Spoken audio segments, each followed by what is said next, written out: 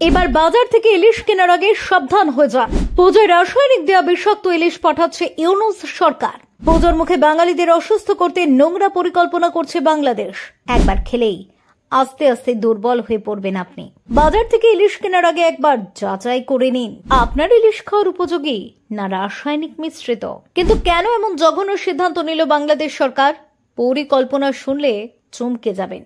ফের ভারত বিরোধী বড়সড় ষড়যন্ত্র মোল্লা মুহাম্মদ ইউনূস সরকারের। আসন্ন শারদোৎসব উপলক্ষে পদ্মার ইলিশের নামে রাসায়নিক ফরমালিন যুক্ত রূপোলি শস্য পাঠানোর পরিকল্পনা নিয়েছে তারা। সূত্রের খবর, ইতিমধ্যে তদারকি সরকারের মৎস্য উপদেষ্টা ফরিদা আক্তার বরিশাল, খুলনা ও চাঁদপুরের মৎস্য রফতানিকারকদের ফরমান জারি করেছেন কোনো মতেই যাতে টাটকা ইলিশ পশ্চিমবঙ্গ কিংবা ভারতে না যায়।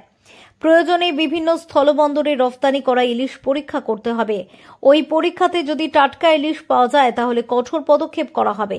খোদ তদারকি সরকারের মৎস্য উপদেষ্টার ওই নির্দেশে ভীত সন্ত্রস্ত রফতানিকারকরা ফরমালিন মেশানো মাছ পাঠিয়ে পুজোর মধ্যে ওপার বাংলার বাঙালিদের অসুস্থ করতে মন সায় দিচ্ছে না তাদের। বেশ কয়েকটি রফতানিকারক প্রতিষ্ঠান এবার ইলিশ না পাঠানোর সিদ্ধান্ত নিয়েছে। তাই শেখ হাসিনা জামানায় প্রতি বছরই পুজোর সময় এপার বাংলার মৎস্যপ্রেমী বাঙালিদের বিশেষ উপহার হিসেবে ইলিশ পাঠানো হতো ওপার বাংলা থেকে। গত বছর সেনা অভ্যুত্থানে বঙ্গবন্ধু কন্যা ক্ষমতাচ্যুত হওয়ার পরই বাংলাদেশের ক্ষমতায় আসীন হয় পাকিস্তানি গুপ্তচর সংস্থা ISI এর পোষ্যভৃত্য মোল্লা মুহাম্মদ ইউনূসের সরকার। তার নেতৃত্বাধীন তদারকি সরকারের মৎস্য উপদেষ্টার দায়িত্ব পান কট্টর ভারত ও হিন্দু বিদ্বেষী হিসেবে পরিচিত ফরিদা আক্তার। দায়িত্ব নিয়েই তিনি পুজোর সময় ভারতে ইলিশ রফতানি বন্ধের উদ্যোগ নেন।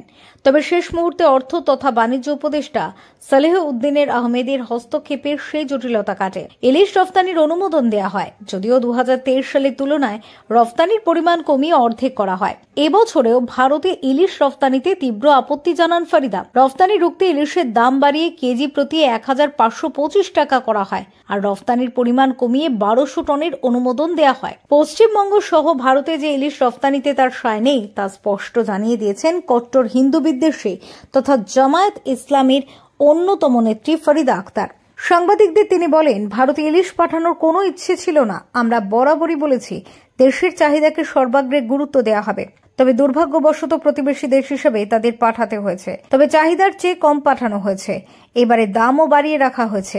ইলিশ রফতানির অনুমোদন দিলেও যাতে পদ্মা বা মেঘনার টাটকা ইলিশ ওপারে না যায় তার জন্য আসরে নেমেছেন ইউনূসের মৎস্য উপদেষ্টা।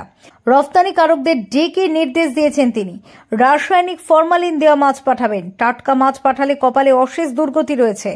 রফতানিকারকরা সরকারি নির্দেশ মানেন কিনা এখন তা দেখার দায়িত্ব দেওয়া হয়েছে মৎস্য দপ্তরের ভারপ্রাপ্ত পরিচালক তথা জামায়াত ইসলামী নেতা মোহাম্মদ আব্দুর রউফকে। Bureau report, talk to time.